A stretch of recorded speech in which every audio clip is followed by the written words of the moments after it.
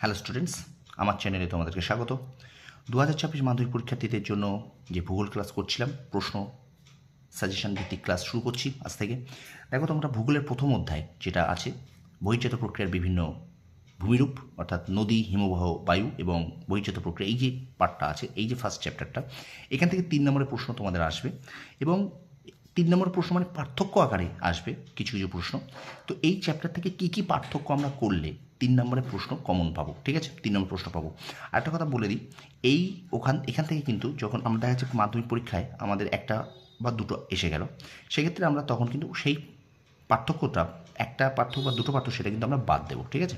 তো এখন 2026 তোমরা ধীরে ধীরে এই ক্লাসগুলো মানে এই প্রশ্নগুলো রেডি করো বাড়িতে।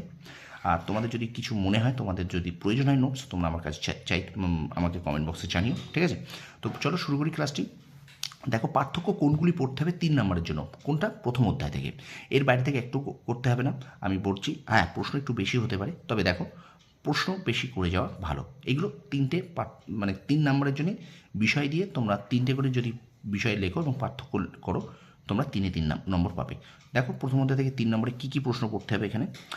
পার্থক্য বলছে অবরোহণ ও আরোহণের পার্থক্য, আবহবিকার ক্ষয়ীভবন, পুঞ্জিত ক্ষয় ক্ষয়ীভবন, গিরিখাত ক্যানিয়ন, প্রপাতকূপ ও মন্থকূপ, পলল শঙ্কু ও পলল বেজনী, বদ্বীপ ও পলল শঙ্কু। 8 নম্বর বাকশৃঙ্গ ও ক্রেভাস।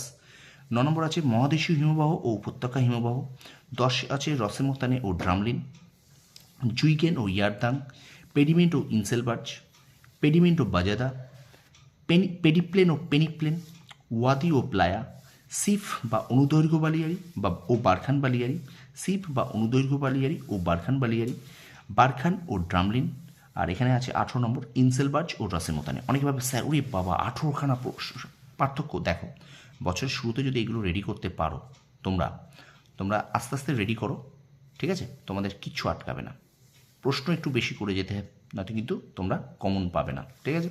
এবার একটা মজার কথা বলি, এই যে পার্থক্যগুলো দিয়েছি, অবরোহণ ও আরোহণ বা আবহবিকার ও ক্ষয়ীভবন, পুঞ্জিত ক্ষয় ও ক্ষয়ীভবন, এইগুলো কিন্তু 2-এর জন্য ইম্পর্টেন্ট। এখান থেকে কিন্তু 2ও আসতে পারে, প্রশ্ন আসতেই পারে। অবরোহণ কাকে বলে, আরোহণ কাকে বলে, প্রপাতকূপ কাকে বলে, মন্থকূপ কাকে বলে, প্রশ্ন আসতেই পারে। মহাদেশীয় হিমবাহ কাকে বলে, প্রশ্ন আসতেই পারে। ক্রেভাস কী, বার্কশৃঙ্গ কী, প্রশ্ন আসতেই পারে। ওয়াদি কী, প্রশ্ন আসতেই পারে। বারখান বালিয়ারি কাকে বলে, প্রশ্ন আসতেই পারে। ড্রামলিন কী, ঠিক আছে?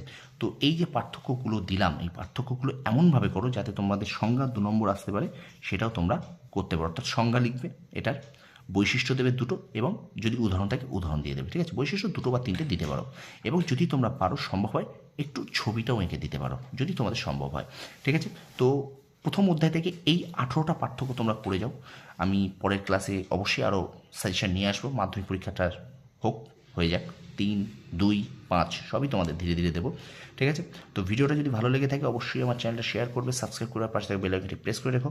আর একটা কথা, ভিডিওতে প্রথমবার যারা আছো, তারা অবশ্যই আমার চ্যানেলটাকে একটু শেয়ার করে দাও, ঠিক আছে? শেয়ার করে দাও।